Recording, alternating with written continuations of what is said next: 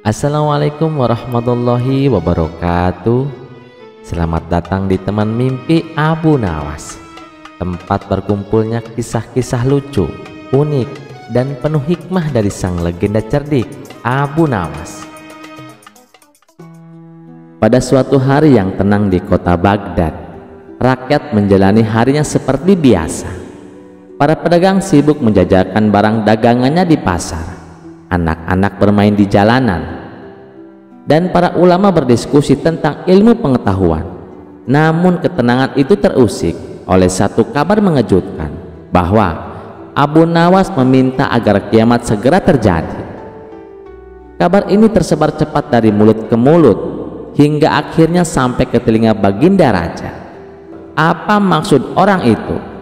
tanya sang raja dengan dahi berkerut. "Kiamat. Bukankah itu urusan Tuhan?" Para menteri pun mengangguk, namun tidak ada satupun yang bisa menjelaskan alasan permintaan Abu Nawas tersebut. Akhirnya raja memerintahkan agar Abu Nawas segera dihadapkan ke istana. Di hadapan raja dan para penasihatnya, Abu Nawas tetap tenang, bahkan wajahnya terlihat sedikit riang seperti biasa. "Abu Nawas," kata raja dengan nada serius, "benarkah kau meminta agar kiamat terjadi sekarang juga?" Abu Nawas membungkuk hormat dan menjawab, "Benar tuanku, hamba memohon agar kiamat terjadi secepatnya." Ruangan istana menjadi hening dan raja menyipitkan mata. "Apakah kau sudah gila, Abu Nawas? Apa alasannya hingga kau menginginkan kehancuran dunia dan seluruh isinya?" Abu Nawas menghela napas panjang, lalu mulai bercerita. "Ampun tuanku, beberapa waktu yang lalu hamba berkeliling desa-desa di pinggiran kota. Hamba melihat banyak rakyat miskin yang kelaparan, anak-anak tanpa pakaian layak, dan para petani yang dipaksa menyerahkan hasil panennya kepada para tuan tanah yang tamak. Bahkan beberapa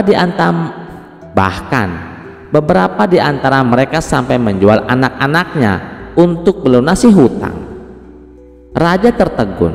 Ia belum pernah mendengarkan laporan semengerikan itu dari para menterinya. Abu Nawas melanjutkan, "Hamba berpikir dunia ini sudah terlalu rusak tuanku. Keadilan sulit ditegakkan. Para pejabat hanya mementingkan kekayaan dan rakyat jelata terus menderita. Hamba tidak melihat tanda-tanda bahwa keadaan akan membaik. Hamba berpikir mungkin kiamat adalah jalan satu-satunya agar semuanya berakhir, agar para penindas dibalas dan orang-orang yang tertindas mendapatkan keadilan." Baginda Raja terdiam. Ia mulai menyadari bahwa ada sesuatu yang luput dari pengawasannya. Ia menatap para menterinya yang kini menunduk dalam diam, seolah merasa bersalah. "Namun Abu Nawas," ujar raja pelan, "kiamat adalah rahasia Tuhan. Tidak bisa kau meminta begitu saja." Abu Nawas mengangguk. "Hamba tahu tuanku, tapi bukankah sebagai hamba yang lemah, hamba boleh memohon? Siapa tahu Tuhan mengabulkan doa seorang rakyat kecil seperti hamba ini." Ucapan itu terdengar seperti sindiran yang halus namun tajam. Raja memahami maksudnya. Abu Nawas tidak sungguh-sungguh menginginkan kiamat. Ia hanya ingin menyampaikan pesan bahwa dunia sudah terlalu tidak adil dan para penguasa telah lalai. Setelah merenung sejenak, Baginda Raja berdiri dari singgasananya. "Abu Nawas," katanya tegas, "aku berterima kasih karena engkau telah membuka mataku. Aku tidak akan membiarkan rakyatku hidup dalam penderitaan seperti itu." Raja pun memerintahkan para menteri diturunkan ke desa-desa untuk melihat langsung kondisi rakyat. Tuan-tuan tanah yang menindas ditangkap dan diadili. Gudang makanan kerajaan dibuka untuk diberikan kepada rakyat miskin. Dan yang paling penting, dibentuk tim khusus untuk mengawasi keadilan sosial di seluruh negeri. Mulai hari ini, lanjut raja, aku ingin negeri ini menjadi tempat di mana keadilan ditegakkan. Jangan sampai rakyat memohon kiamat karena kita para penguasanya lalai menjalankan amanah. Abu Nawas tersenyum dan membungkuk hormat. Hamba tidak pernah benar-benar ingin kiamat terjadi, tuanku. Hamba hanya ingin melihat keadilan turun ke bumi seperti turunnya hujan yang menyuburkan tanah tandus. Raja mengangguk lalu berkata, "Kau memang gila Abu Nawas, tapi gila yang sangat waras." Seluruh ruangan tertawa lega, ketegangan sirna, dan hari itu kerajaan memulai perubahan besar demi kesejahteraan rakyatnya. Kisah selanjutnya. Pada suatu hari Abu Nawas merasa dirinya kurang ilmu dan ingin menjadi lebih sakti. Ia mendengar ada seorang pertapa tua yang konon memiliki kesaktian luar biasa. Abu Nawas pun pergi menemui pertapa itu di puncak gunung. Setelah menempuh perjalanan yang cukup jauh dan melelahkan, akhirnya sampai di gubuk kecil tempat pertapa itu tinggal. "Wahai guru, aku ingin belajar ilmu kesaktian," kata Abu Nawas penuh semangat. Sang pertapa mengelus janggutnya dan tersenyum. "Anak muda, untuk belajar ilmu kesaktian itu butuh kesabaran dan pengorbanan. Apakah kau siap?" "Tentu guru," jawab Abu Nawas dengan penuh keyakinan. Sang pertapa pun berkata, "Baiklah, ada ujian yang harus kamu lalui sebelum aku mengajarkan ilmu kesaktianku." Sang pertapa membawa Abu Nawas ke sebuah batu besar dan berkata, "Jika kau ingin menjadi sakti, kau harus mengangkat batu ini." Abu Nawas berusaha mengangkatnya. Ia menarik nafas dalam-dalam dan mendorong dengan sekuat tenaga. Namun batu itu tidak bergerak sama sekali. Abu Nawas terjatuh ke tanah sambil megap-megap. "Guru, ini mustahil. Batu ini terlalu berat, guru." Sang pertapa pun tersenyum. "Pelajaran pertama, jangan memaksakan diri pada sesuatu yang tidak bisa kau ubah. Gunakan akal, bukan otot." Abu Nawas mengangguk sambil berpikir, "Oke, kalau begitu aku akan pakai akal di ujian berikutnya." Sang pertapa lalu berkata, "Sekarang kau harus bertapa di dalam hutan selama 1 malam tanpa makan dan tanpa minum." Abu Nawas mengangguk dan pergi ke dalam hutan. Namun baru beberapa jam perutnya mulai keroncongan. Saat itulah ia melihat ada seekor ayam lewat. Tanpa berpikir panjang, Abu Nawas menangkap ayam itu dan memasaknya. "Aku memang tidak boleh makan di hutan, tapi siapa bilang aku tak boleh makan di dekat hutan?" katanya sambil tersenyum licik. Keesokan harinya ia kembali ke pertapa dengan wajah puas. Sang pertapa bertanya, "Apakah kau berhasil bertapa?" Abu Nawas menjawab, "Tentu guru, aku tetap di dekat hutan dan berhasil bertahan." Sang pertapa tertawa dan berkata, "Pelajaran kedua, orang cerdik selalu mencari jalan keluar dalam situasi sulit." Abu Nawas mengangguk bangga. "Aku siap untuk ujian terakhir, guru." Sang pertapa lalu berkata, "Sekarang ujian terakhir. Kau harus tetap tersenyum meskipun aku memarahimu dan menghina dirimu." Abu Nawas mengangguk. Lalu sang pertapa mulai mencaci maki Abu Nawas. "Kau ini bodoh, pemalas, tidak pantas jadi muridku." Abu Nawas tetap tersenyum. Sang pertapa semakin marah. "Kau tidak punya otak, bahkan kucing lebih pintar darimu." Abu Nawas tetap tersenyum. Sang pertapa mulai curiga. "Kenapa kau tetap tersenyum, Abu Nawas?" Abu Nawas menjawab santai, "Karena aku sudah belajar dari 2 ujian sebelumnya, guru." "Maksudmu?" tanya sang pertapa. Abu Nawas tersenyum licik. "Aku tidak mau memaksakan diri seperti mengangkat batu, dan aku selalu mencari jalan keluar dalam situasi sulit. Maka dari itu aku menutup telinga dari tadi agar tak mendengar hinaanmu." Sang pertapa terdiam lalu tertawa terbahak-bahak. "Kau memang cerdik, Abu Nawas. baiklah, kau tak butuh ilmu sakti karena kecerdikanmu sudah lebih hebat dari kesaktian. Abu Nawas pun pulang dengan bangga, merasa bahwa kecerdikan adalah ilmu yang paling sakti yang pernah ia pelajari. Kisah selanjutnya. Raja Harun al-Rasyid duduk di singgasananya dengan senyum penuh kelicikan. Ia tak pernah bosan menguji kecerdasan Abu Nawas. Hari itu ia memanggilnya ke istana dengan tantangan baru. Ketika Abu Nawas tiba, raja berkata, "Abu Nawas, aku ingin kau menghitung semua bintang di langit. Jika kau bisa melakukannya, aku akan memberikanmu hadiah besar. Tapi jika tidak, kau akan dianggap tidak lagi cerdik dan akan dihukum."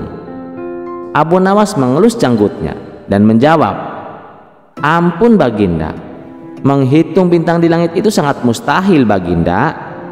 Raja tersenyum penuh tipu daya. "Jadi kau menolak Abu Nawas?" "Tidak Baginda, tidak, hamba tidak menolak." "Baiklah Baginda, saya akan melaksanakan tugas ini." Saat Abu Nawas keluar dari istana, beberapa menteri menertawakannya. Mereka berbisik-bisik, "Ah, kali ini Abu Nawas pasti dihukum. Tidak mungkin ia bisa menghitung bintang." Namun Abu Nawas tetap melangkah dengan tenang. Sesampainya di rumah, ia termenung sejenak, lalu tiba-tiba ia tersenyum. Sebuah ide cemerlang muncul di benaknya. Tanpa membuang waktu, ia pergi ke pantai dan mengambil satu karung penuh pasir halus. Ia menggotong karung itu pulang dengan penuh keyakinan. Keesokan harinya Abu Nawas kembali ke istana dengan membawa kantong berisi pasir. Semua orang di istana menatapnya dengan penuh rasa penasaran. Raja menatapnya dengan sinis. "Abu Nawas, apakah kau sudah melaksanakan tugas yang aku berikan?" Abu Nawas tersenyum lebar. "Tentu saja sudah Baginda." Raja mengangguk. "Lalu, berapa jumlah bintang di langit?" Dengan penuh percaya diri, Abu Nawas meletakkan kantong berisi pasir di hadapan raja. "Baginda, semua bintang di langit ada di dalam karung ini." Semua orang terkejut dan mulai berbisik-bisik. Raja pun segera membuka karung tersebut dan ternyata isinya hanyalah pasir. Seketika wajah raja berubah merah padam. "Apa-apaan ini Abu Nawas? Ini hanya sekarung pasir," bentak raja dengan marah. Abu Nawas tetap tenang dan menjawab, "Benar Baginda, pasir yang ada di dalam karung ini jumlahnya sama dengan jumlah bintang di langit. Jika Paduka tidak percaya, silahkan hitung sendiri."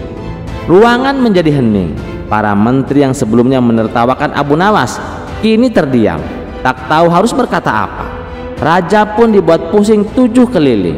Namun tak lama kemudian ia tertawa terbahak-bahak. "Hahaha, kau memang cerdik Abu Nawas.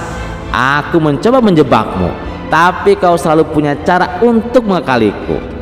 Karena kagum dengan kecerdikan Abu Nawas, raja pun menghadiahinya dengan pundi-pundi uang emas. Sementara para menteri yang sempat menertawakannya hanya bisa menelan ludah. Seperti biasa, Abu Nawas pulang dengan kemenangan, membuktikan bahwa akal cerdiknya tak tertandingi. Kisah selanjutnya. Tak bosan-bosan Baginda Raja ingin kembali menguji kecerdasan Abu Nawas. Kali ini ia diperintah untuk membunuh seekor keledai. Meskipun terkesan mudah, tapi ada syarat-syarat tertentu yang tidak boleh dilanggar. Syarat pertama, dia tidak boleh membunuhnya menggunakan benda apapun. Syarat yang kedua, apabila berhasil dilakukan, dia harus punya alasan bahwa dia tidak bersalah atas terbunuhnya keledai tersebut. Dan syarat-syarat inilah yang membuat Abu Nawas berpikir 2 kali untuk menerima tantangan Baginda Raja. "Bagaimana Abu Nawas? Apakah kamu mampu?" tanya Baginda Raja. Abu Nawas hanya terdiam dan tak menjawab sepatah kata pun. "Kalau kau memang tidak sanggup, bilang saja Abu Nawas. Nanti sebagai gantinya kau harus memandikan kuda-kuda istana selama sebulan, tapi tanpa bayaran sepeser pun," terang Baginda Raja. Ini sih tidak adil, Paduka. Saya tidak melakukan kesalahan apapun, tapi kenapa mendapatkan hukuman seperti ini, Paduka? Protes Abu Nawas. Makanya kalau tidak mau dihukum, terima saja tantanganku, balas Baginda Raja. Baiklah, Paduka. Tapi hadiah apa yang akan aku dapatkan bila aku berhasil melakukannya? Tanya Baginda Raja. Hadiahnya besar, Abu Nawas, uang 1000 dinar. Namun bila kau gagal, kau harus memandikan kuda-kuda istana menjadi 2 bulan. Bagaimana? Jawab Baginda Raja. Mendengar itu Abu Nawas pun terkejut. Dalam hati ia berkata, ini sih sama saja bohong. Lepas dari kandang buaya tapi masuk perangkap kandang singa. Akhirnya mau tidak mau Abu Nawas menerima tantangan tersebut. Bagus, apakah ada permintaan? Tanya Baginda Raja. Sejenak Abu Nawas terdiam. Tiba-tiba muncul ide konyol di benaknya. Boleh saya bawa pulang keledainya, Paduka? Pinta Abu Nawas. Tentu saja boleh. Tapi buat apa, Abu Nawas? Tanya Baginda Raja heran. Saya ingin mengajarkan sesuatu kepadanya, ujar Abu Nawas. Baginda Raja pun menyetujuinya. Maka pulanglah Abu Nawas beserta keledai tersebut. Singkat cerita, setelah 3 hari berlalu, Abu Nawas kembali mendatangi istana. Kemudian Baginda Raja meminta Abu Nawas untuk menjalankan tantangan yang telah diberikan kepadanya. Akan tetapi Abu Nawas malah mengaku bahwa dia telah berhasil mengerjain keledainya terbang. Tentu hal ini membuat Baginda Raja tak percaya begitu saja. Mana mungkin ada keledai bisa terbang? Kau jangan mengada-ngada, Abu Nawas, ucap Baginda Raja. Saya serius, Paduka. Kalau Paduka mau, saya bisa membuktikannya, balas Abu Nawas. Karena penasaran, Baginda Raja pun setuju. Namun salah satu penasihat istana berkata kepada Baginda Raja, ampun Paduka yang mulia. Lalu bagaimana dengan tantangannya, Paduka? Baginda Raja membalas, itu nanti saja. Aku ingin tahu apakah keledai itu benar-benar bisa terbang. Kalau ucapannya bohong, hukumannya akan aku tambahkan menjadi 2 kali lipat. Kemudian Baginda Raja meminta Abu Nawas untuk membuktikannya. Ayo Abu Nawas, perlihatkan padaku, perintah Baginda Raja. Maka naiklah Abu Nawas ke atas menara istana dengan membawa keledai tersebut. Ketika sudah berada di atas ketinggian, Abu Nawas berkata kepada si keledai, ayo terbang, teriak Abu Nawas sambil mendorong keledainya. Keledai itu pun terpelanting jatuh ke bawah dan membentur tanah dengan sangat keras yang membuatnya mati seketika. Gila kau Abu Nawas, lihatlah keledai itu mati mengenaskan, ucap Baginda Raja. Dengan entengnya Abu Nawas membalas, saya sendiri juga heran, Paduka. Saya yakin dia terlalu semangat saat latihan terbang. Sayangnya dia lupa cara mendarat, Paduka. Paduka lihat sendiri kan kalau dia berhasil terbang dari atas menara. Jadi ini bukan kesalahanku, Paduka, ujar Abu Nawas. Mendengar itu Baginda Raja tak bisa membantah, apalagi menyalahkan Abu Nawas. Lalu bagaimana dengan tantanganmu, Abu Nawas? Tanya Baginda Raja. Abu Nawas menjawab, bukankah Paduka juga lihat sendiri bahwa saya berhasil membunuhnya tanpa bantuan alat apapun, dan kematiannya bukanlah kesalahanku. Dia telah terbang tanpa tahu caranya mendarat, jelas Abu Nawas. Baginda Raja hanya bisa geleng-geleng kepala mendengar penjelasan Abu Nawas. Tapi kasihan sekali keledai itu, Abu Nawas, sesal Baginda Raja. Loh, Paduka gimana sih? Saya kan hanya menjalankan perintah. Ini semua adalah tanggung jawab Paduka. Kenapa juga memberi tantangan yang aneh-aneh, tegas Abu Nawas. Sejak saat itu Baginda Raja tak lagi berani memberikan tantangan yang membahayakan, dan sesuai kesepakatan Abu Nawas menerima hadiah 1000 dinar. Kisah selanjutnya. Di sebuah kerajaan yang dipimpin oleh Baginda Raja, terdapat sebuah pasar yang semula ramai dan sejahtera, namun kini berubah menjadi tempat yang penuh ketakutan. 3 orang preman kejam menguasai wilayah itu. Setiap hari mereka memalak para pedagang dengan kasar, tak jarang menggunakan kekerasan. Hasil dari pemalakan itu mereka gunakan untuk mabuk-mabukan, berjudi, dan berfoya-foya dengan perempuan. Perdana Menteri yang mendengar keluhan para pedagang segera melapor kejadian ini kepada Baginda Raja. Dengan wajah muram, sang raja termenung sejenak sebelum akhirnya tersenyum kecil. Ia tahu hanya ada satu orang yang bisa menangani masalah ini, yaitu Abu Nawas. Ketika dipanggil ke istana, Abu Nawas mendengar dengan seksama keluhan sang raja. "Abu Nawas, aku ingin kau menyingkirkan preman-preman ini," titah Baginda Raja. Abu Nawas tersenyum penuh percaya diri. "Serahkan masalah ini kepada hamba Baginda." Dengan berpakaian sederhana dan sikap santun, Abu Nawas menuju pasar tempat ketiga preman itu beraksi. Saat tiba, ia mendekati mereka dan memperkenalkan diri. Dengan ramah dan santun, ia berbicara tentang banyak hal, politik, ekonomi, bahkan agama. Preman-preman yang semula kasar itu merasa heran dengan kehadiran pria yang begitu sopan namun asik diajak bicara. Lambat laun mereka merasa nyaman berbincang dengan Abu Nawas. Tak hanya itu, Abu Nawas juga menraktir mereka makan, minum, dan rokok. Ia bergaul dengan mereka seolah-olah mereka adalah sahabat lamanya. Ketika waktu zuhur tiba, Abu Nawas mengajak ketiga preman itu untuk sholat. Namun mereka menolak mentah-mentah. "Apa gunanya sholat? Kami sudah biasa hidup seperti ini," ujar salah satu preman.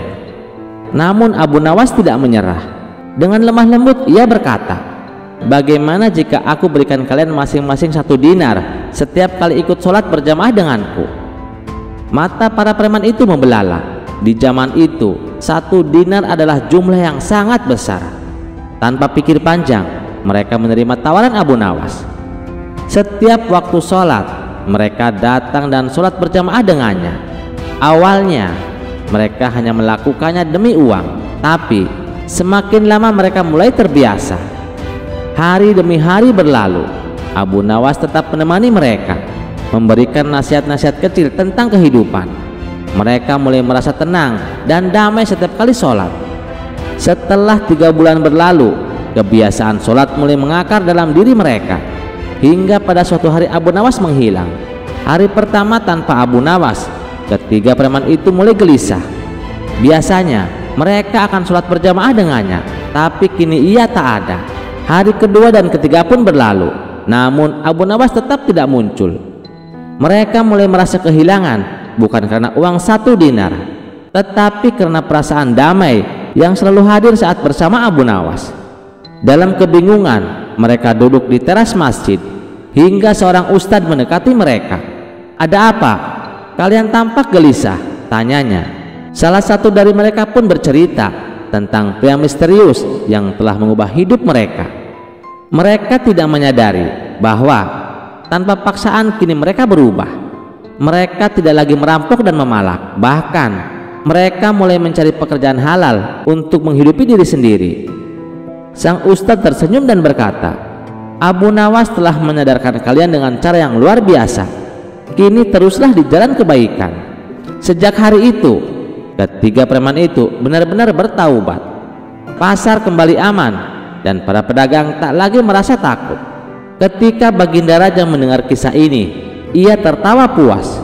Abu Nawas memang selalu punya cara yang unik. Dia tidak hanya menyingkirkan preman, tetapi juga mengubah mereka menjadi orang baik. Dan begitulah kisah bagaimana kecerdikan Abu Nawas. Ia mampu mengubah 3 preman menjadi pribadi yang lebih baik, tanpa kekerasan, hanya dengan kesabaran dan kebijaksanaan.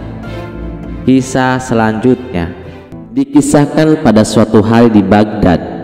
Tersiar kabar bahwa seorang pendeta terkenal datang ke kota. Pendeta ini dikenal sangat pandai berdebat dan sering mempermainkan lawan bicaranya. Kali ini ia berniat mempermalukan kaum muslim dengan berpura-pura masuk Islam dan mengajukan pertanyaan-pertanyaan sulit. Raja yang mendengar kabar ini sangat geram. Akhirnya memanggil Abu Nawas ke istana. "Abu Nawas, Aku ingin kau menghadapi pendeta licik itu. Buktikan kepadanya bahwa Islam tak bisa dipermainkan, perintah Baginda Raja dengan suara lantang. Abu Nawas tersenyum santai. Tenang Baginda, serahkan saja padaku. Aku akan membuatnya pusing 7 keliling. Keesokan harinya di istana yang megah, pendeta itu datang dengan wajah penuh percaya diri. Ia berdiri di hadapan Baginda Raja dan berkata, "Wahai Baginda Raja, aku ingin masuk Islam, tapi ada beberapa pertanyaan yang ingin aku tanyakan sebelum aku benar-benar yakin." Baginda Raja tersenyum dan berkata, "Tentu saja, kau boleh bertanya kepada orang yang paling cerdik di negeri ini, yaitu Abu Nawas." Abu Nawas melangkah maju dengan senyum jenaka di wajahnya. "Silahkan Tuan Pendeta, apa yang ingin kau tanyakan?" Pendeta itu tersenyum licik dan berkata, "Jika benar Allah itu maha kuasa, bisakah dia menciptakan batu yang begitu besar hingga dia sendiri tidak bisa mengangkatnya?" Baginda dan para ulama yang mendengar itu terdiam. Ini pasti pertanyaan licik dan menjebak, gumam Abu Nawas. Tapi Abu Nawas dengan tenang menjawab, "Oh, tentu bisa." Pendeta terbelalak. "Apa? Benarkah?" Abu Nawas mengangguk santai. "Ya bisa, tapi setelah menciptakan batu sebesar itu, Allah juga bisa membuat kekuatan yang lebih besar lagi untuk mengangkat batu tersebut. Beres kan?" Pendeta terdiam sejenak, wajahnya mulai tegang. Ia tak menyangka jawaban Abu Nawas begitu sederhana namun cerdas. "Baiklah kalau begitu. Pertanyaanku yang kedua, di manakah arah wajah Allah menghadap saat dia tidur?" Tanyanya dengan licik. Abu Nawas dengar lebar. "Nah, ini pertanyaan bagus. Tapi sebelumnya, bisakah kau menjelaskan kepadaku kapan Allah tidur dan sejak kapan dia mengantuk?" Pendeta terbata-bata. "Saya nggak tahu sih." Abu Nawas melanjutkan, "Allah itu tidak tidur Tuan Pendeta, tidak mengantuk, dan tidak pernah lelah. Jadi pertanyaanmu tadi tidak berlaku." Pendeta itu mulai berkeringat dingin. "Oh, baiklah kalau begitu. Pertanyaanku yang ketiga." Pendeta mencoba bertanya lebih licik lagi. "Kalau begitu, tunjukkan kepadaku bentuknya malaikat maut." Abu Nawas tersenyum jahil. "Oh, gampang sekali. Namun ada syaratnya." "Apa syaratnya?" Pendeta penasaran. Abu Nawas menjawab dengan santai, "Kau harus mati dulu. Setelah itu, aku akan menunjukkan malaikat maut kepadamu." Semua orang di istana tertawa terbahak-bahak.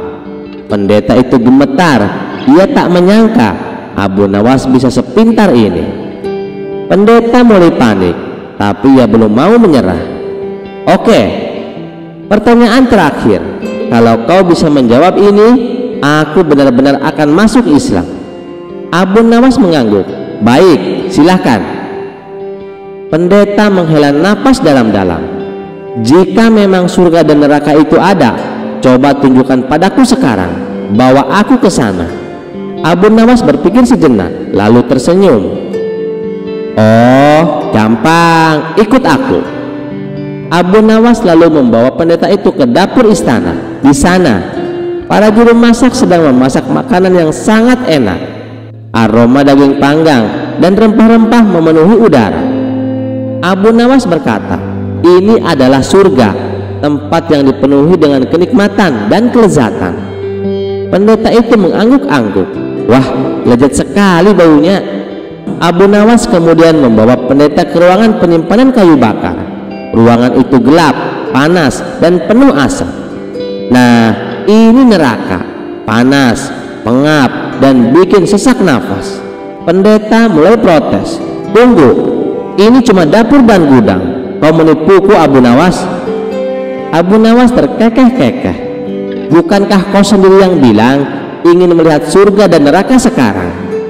Surga dan neraka yang sesungguhnya bisa kau lihat setelah kau mati. Berani kau mati sekarang?" Pendeta mundur sambil menggeleng-geleng keras. "Tidak, aku belum siap mati." Abu Nawas mengangkat bahu. "Ya sudah, kalau kau belum siap mati, jangan tanya yang aneh-aneh." Merasa kalah telak, pendeta itu akhirnya mengakui kekalahannya. Ia pun berlutut di hadapan Baginda Raja. "Ampun Baginda, aku memang pura-pura masuk Islam hanya untuk mempermainkanmu. Tapi ternyata Abu Nawas lebih licik dariku. Aku menyerah." Baginda Raja tertawa terbahak-bahak sambil berkata, "Dasar Abu Nawas, kau memang jenius. Kau sudah mengalahkan pendeta licik ini tanpa harus marah." Abu Nawas mengaruk kepalanya sambil nyengir. "Namanya juga usaha Baginda." Pendeta itu pun akhirnya diusir dari istana dengan wajah merah padam karena malu.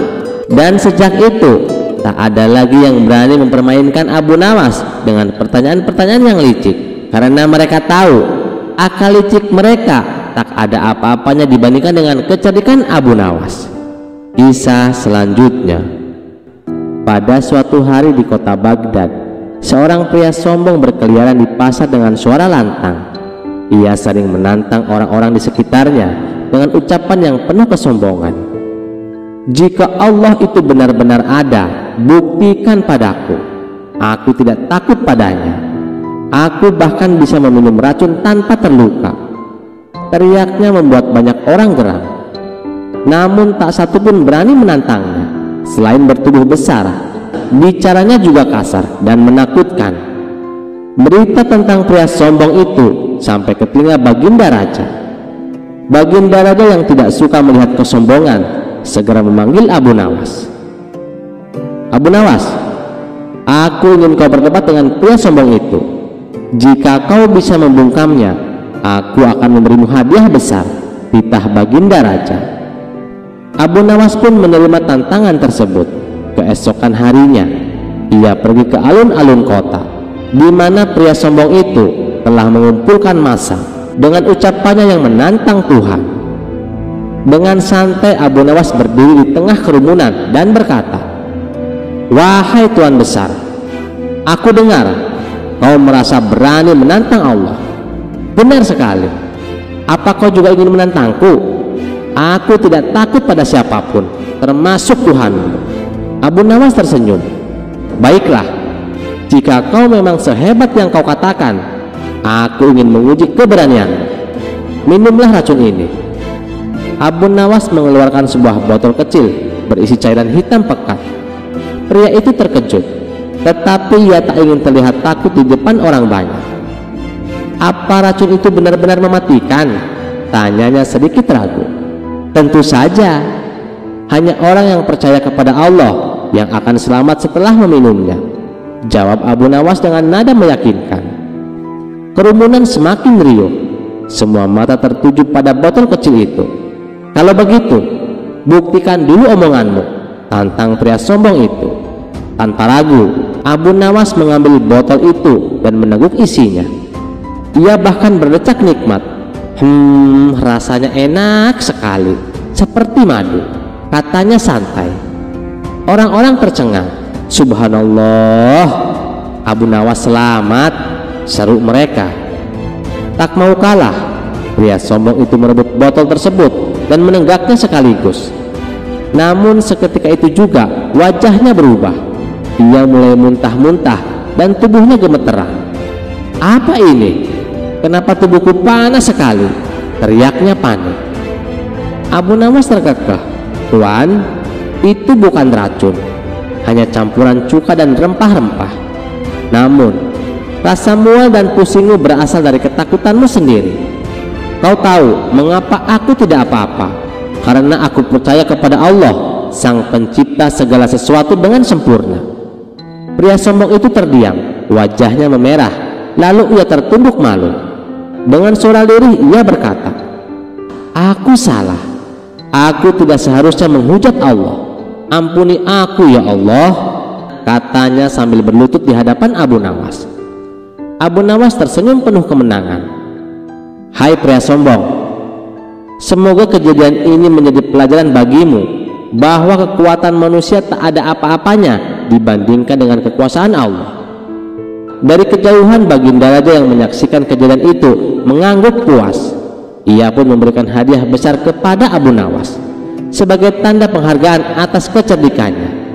Sementara itu, pria sombong itu pergi dengan kepala tertunduk, menjadi bahan tertawaan orang-orang di alun-alun. Kisah selanjutnya. Di sebuah desa yang damai, tiba-tiba terjadi kejadian aneh yang menghebohkan warga. Hampir setiap hari, banyak penduduk mengalami kesurupan. Namun beruntungnya, ada seorang ulama sakti yang mampu menyembuhkan mereka hanya dengan sekali sentuhan. Warga desa pun sangat menghormatinya dan menganggapnya sebagai orang suci. Kabar tentang ulama sakti itu akhirnya sampai ke telinga Abu Nawas. Dengan rasa penasaran, ia memutuskan untuk datang dan melihat sendiri keajaiban yang terjadi di desa tersebut. Setelah menempuh perjalanan jauh, akhirnya Abu Nawas sampai di rumah ulama sakti itu. Abu Nawas mengetuk pintu dan mengucapkan salam. "Assalamualaikum Tuan." Namun alih-alih menjawab salam, ulama sakti itu justru terlihat marah. "Siapa kamu? Berani-beraninya masuk ke rumahku tanpa izin?"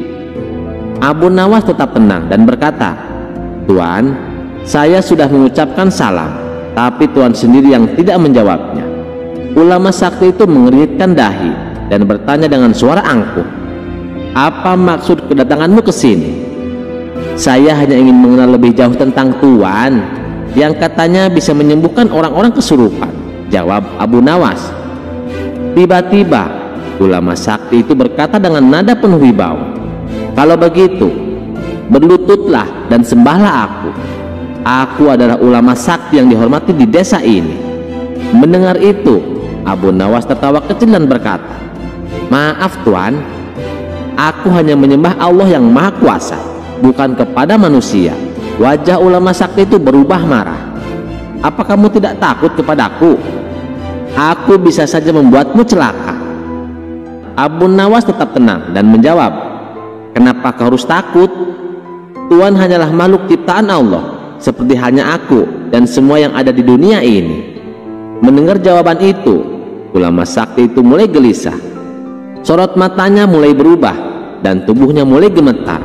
Tak lama kemudian, dia pun tertawa terbahak-bahak, tetapi tawanya semakin lama semakin menyeramkan. Warga desa yang melihat kejadian itu mulai curiga. Tiba-tiba tubuh ulama sakti itu berubah. Sosoknya yang tadinya tampak manusiawi kini berubah menjadi makhluk mengerikan dengan wajah hitam legam dan mata yang menyala merah. Warga desa berteriak ketakutan dan beberapa dari mereka lari menjauh. "Sungguh cerdik kau Abu Nawas. Aku adalah iblis yang menyamar menjadi ulama sakti. Aku ingin menjerumuskan manusia agar menyembahku, tapi kau telah membongkar penyamaranku," kata iblis itu dengan suara menggelegar.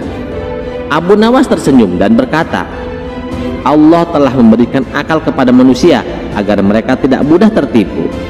Jika kau memang sakti, mengapa kau takut kepada kebenaran?" Iblis itu menggertakkan giginya lalu berteriak marah, "Aku menyerah. Aku tidak bisa menipumu Abu Nawas." Setelah berkata demikian, iblis itu menghilang dalam kepulan asap hitam. Warga desa yang menyaksikan kejadian itu segera bersujud dan beristighfar. Mereka sadar bahwa selama ini telah tertipu oleh iblis yang menyamar menjadi ulama sakti. Mereka pun berterima kasih kepada Abu Nawas yang telah menyelamatkan mereka dari tipu daya iblis. Sejak saat itu, tidak ada lagi kejadian kesurupan di desa tersebut dan warga kembali hidup dengan tenang. Sementara itu, Abu Nawas melanjutkan perjalanannya dengan hati yang lapang, mengetahui bahwa sekali lagi ia telah berhasil mengalahkan tipu daya iblis dengan kecerdikannya. Kisah selanjutnya. Dikisahkan ada seorang lelaki yang sering berkunjung ke tempat pelacuran. Akibat kelakuannya yang bejat ini, ia pun mengidap penyakit kelamin. Lama-kelamaan penyakit yang dideritanya semakin parah. Akhirnya lelaki tersebut mendatangi seorang tabib untuk minta diobati. Ketika sang tabib memeriksa penyakitnya, ia pun menghela nafas panjang dan berkata, "Aduh, penyakitmu sudah parah ini. Tak ada jalan lain kecuali satu solusi." Lelaki itu pun bertanya, "Beritahu saya, Tuan, apa solusinya?" Sang tabib pun menjawab, "Kemaluanmu harus diamputasi ini. Penyakit ini bisa menyebar ke tubuhmu dan membuatmu mati di usia muda." Sontak si lelaki itu pun terkejut mendengar perkataan tabib itu. "Tuan, apa tidak ada cara lain, Tuan?" tanyanya dengan panik. "Aduh, maaf, tapi hanya ada satu-satunya cara," jawab sang tabib dengan tegas. "Aku tidak mau, Tuan. Itu sama saja aku kehilangan jati diriku," balas si lelaki dengan emosi. Ia pun meninggalkan sang tabib dan mendatangi tabib yang lain yang menurut orang-orang adalah tabib yang paling hebat di kota Baghdad. Namun jawaban yang ia terima tetap sama, yakni kemaluannya harus diamputasi. Hal ini membuat si lelaki semakin stres dan putus asa. Melihat kondisinya, salah seorang kawannya pun menyarankan, "Datangilah Abu Nawas, siapa tahu dia bisa membantumu." Lelaki itu pun menjawab dengan ragu, "Abu Nawas, dia kan bukan tabib. Mana mungkin dia tahu soal penyakit seperti ini?" Ya benar sih, tapi jangan salah. Meskipun bukan tabib, Abu Nawas sudah beberapa kali berhasil menyembuhkan penyakit Baginda loh, terang kawannya. Karena tidak ada pilihan lain, si lelaki itu pun akhirnya memutuskan untuk pergi ke rumah Abu Nawas. Di hadapan Abu Nawas, ia mengadukan penyakit yang dideritanya. Setelah memeriksa penyakit itu, Abu Nawas pun dibuat heran. "Ini kenapa bisa separah ini?" tanya Abu Nawas. Dengan sedikit malu-malu si lelaki itu pun menjawab, "Maaf, Tuan, sebelumnya aku memang sering jajan. Bahkan dalam satu hari bisa sampai 3 kali, Tuan." Abu Nawas pun berkata, "Makanya jangan berbuat zina. Agama melarangnya karena mendatangkan banyak mudorot." "Iya, Tuan Abu, saya berjanji, Tuan. Kalau saya sembuh, saya tidak akan mengulanginya lagi," kata si lelaki dengan penuh penyesalan. "Ya sudah, apakah sebelumnya kamu sudah memeriksakan ini ke tabib?" tanya Abu Nawas. "Sudah, Tuan. Beberapa tabib sudah aku datangi," jawab si lelaki. "Lalu apa katanya?" tanya Abu Nawas lagi. "Mereka bilang kemaluanku harus diamputasi, Tuan. Tentu saja aku menolaknya lah. Aku bisa kehilangan harga diriku sebagai lelaki, Tuan," kata si lelaki dengan penuh emosi. Mendengar itu, Abu Nawas pun ikut-ikutan emosi. Wah, enak saja. Tabib apa-apaan seperti itu. Dikit-dikit amputasi, tangan sakit amputasi, kaki sakit amputasi. Nah ini, kemaluannya yang sakit suruh diamputasi juga, ujar Abu Nawas dengan kesal. "Benar, Tuan, aku juga bingung. Tapi macam apa seperti ini?" balas si lelaki tak kalah emosi. "Ya sudah, aku akan buatkan ramuannya. Kamu tunggu di sini," kata Abu Nawas. Abu Nawas pun masuk ke dalam rumah dan mulai mempersiapkan bahan-bahan. Setelah menunggu sekitar 2 jam, akhirnya ramuan tersebut selesai dibuat. Kemudian Abu Nawas menemui si lelaki dan memberikan ramuannya. "Nah, ini ramuannya sudah jadi. Olesi kemaluanmu dengan ramuan ini minimal 1 kali sehari. Akan lebih baik kalau 3 kali sehari," terang Abu Nawas. Si lelaki sangat gembira mendengarnya. "Terima kasih, Tuan Abu. Alhamdulillah, Tuan.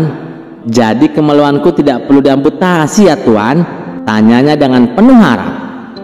Dengan tenang Abu Nawas pun menjawab, "Tenang saja.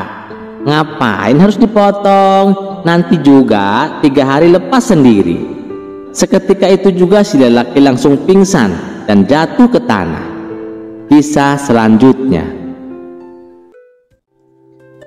Pada suatu hari, Baginda Raja memerintahkan para prajurit agar Abu Nawas ditangkap dan dipenjarakan. Dalam benaknya, Raja berpikir bahwa dengan berada di dalam penjara, Abu Nawas tidak akan bisa lagi bermain-main dengan kelicikannya. Baginda Raja berkata, "Prajurit, segera tangkap Abu Nawas dan penjarakan dia." Abu Nawas menerima kabar bahwa ia akan dijebloskan ke penjara. Ia tertawa dalam hati.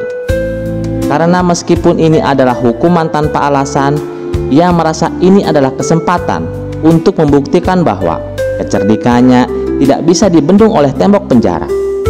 Dengan senyum kecil, ia berkata dalam hati, "Ah, penjara, silakan saja kalau raja mampu untuk memenjarakanku."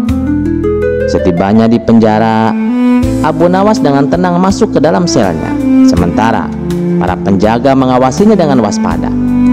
Mereka tahu bahwa Abu Nawas bukanlah tahanan biasa. Kepala penjaga penjara pun berkata, "Hai para penjaga, awasi Abu Nawas, jangan sampai dia lolos. Dia terkenal cerdik, jadi awasi setiap sudut penjara, jangan sampai dia lengah." Abu Nawas yang mendengar kata-kata kepala penjaga itu tersenyum penuh arti. Namun ia tetap diam di dalam sel dan tampak pasrah dengan nasibnya. Beberapa hari berlalu, Abu Nawas tetap berada di dalam penjara, tampak tenang, seolah-olah tidak ada masalah. Namun di dalam pikirannya, ia sedang merencanakan cara untuk keluar dari penjara tanpa melanggar aturan. Tiba-tiba ia mendapatkan ide cemerlang. Pada suatu malam, saat para penjaga sedang lengah, Abu Nawas mulai berteriak-teriak dari dalam selnya, "Tolong, tolong, ada yang bisa menolongku? Aku harus segera bertemu dengan Baginda Raja." Teriakan Abu Nawas menarik perhatian para penjaga. Mereka mendekat ke selnya dan bertanya, "Ada apa Abu Nawas? Apa yang terjadi?" Abu Nawas berpura-pura panik dan berbisik dengan nada serius, "Aku punya informasi yang sangat penting untuk disampaikan kepada Baginda Raja. Ini menyangkut keselamatan kerajaan. Aku mohon kalian membawaku ke hadapan Baginda Raja sekarang juga." Para penjaga itu awalnya ragu, tetapi desakan Abu Nawas membuat mereka berpikir bahwa mungkin ia benar-benar mengetahui sesuatu yang sangat penting. Akhirnya mereka memutuskan untuk membawa Abu Nawas ke hadapan Baginda Raja dengan pengawalan yang ketat. Di ruang singgasana, Baginda Raja melihat Abu Nawas yang tampak serius, tidak seperti biasanya. Dengan penuh rasa ingin tahu, Raja bertanya, "Apa yang ingin kau sampaikan Abu Nawas? Apa yang begitu penting hingga kau memohon untuk bertemu denganku di tengah malam?" Abu Nawas membungkuk hormat dan dengan suara penuh keyakinan ia berkata, "Paduka yang mulia, ada sebuah ancaman besar terhadap kerajaan ini. Musuh dari negeri seberang berencana menyerang kita dalam waktu dekat." Mendengar ucapan Abu Nawas, Raja merasa kaget sekaligus khawatir.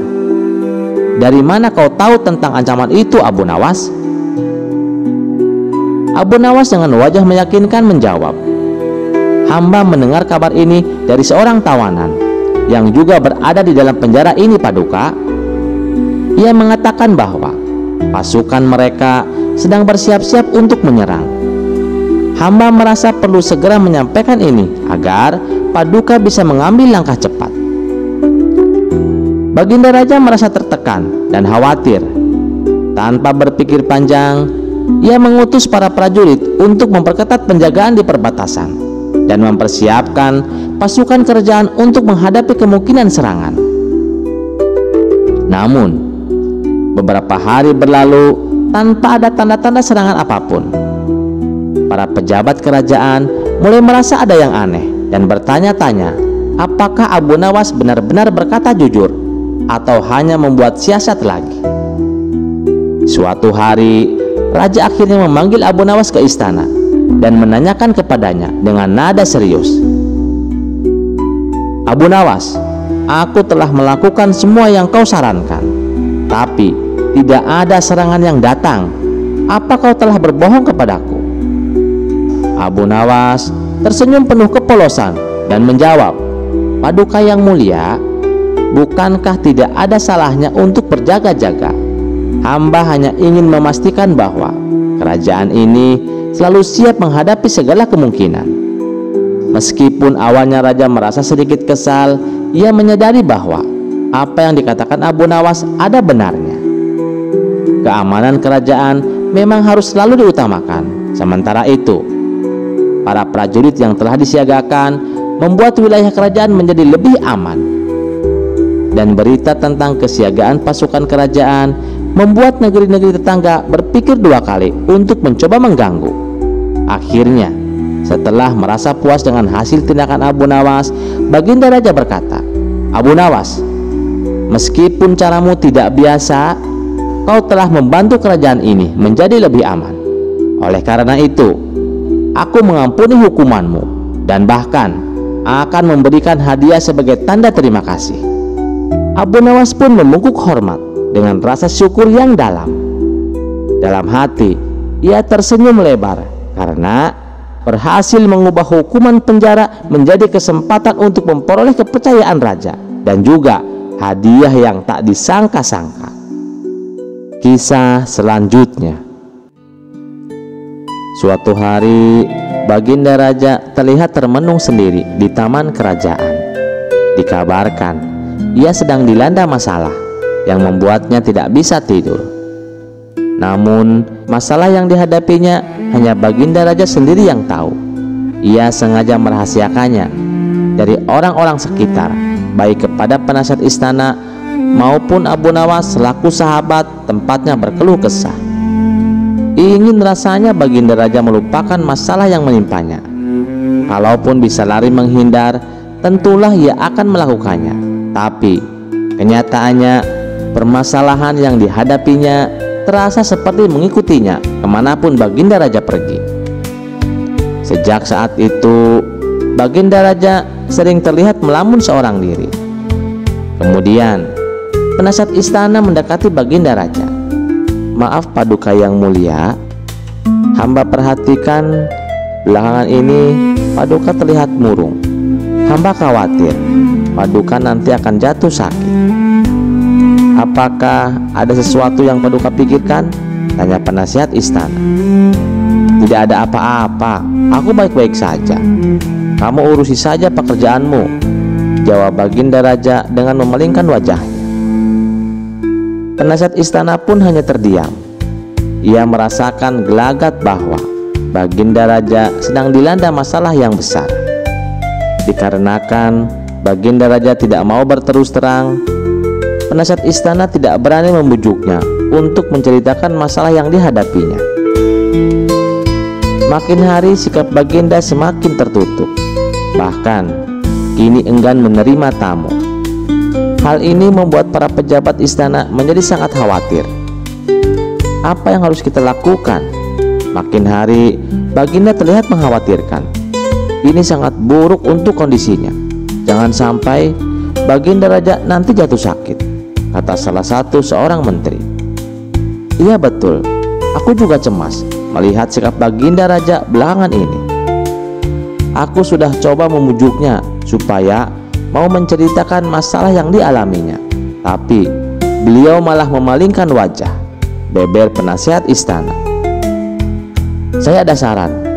Bagaimana kalau masalah ini kita sampaikan kepada Abu Nawas? Ia tahu solusinya," ujar salah satu menterinya. "Nah, iya, saya setuju dengan saran tersebut," balas menteri yang lainnya. Maka beberapa menteri istana segera mendatangi rumah Abu Nawas. Melihat yang datang adalah para menteri, Abu Nawas sempat terkejut karena biasanya yang diutus Baginda Raja adalah prajurit istana.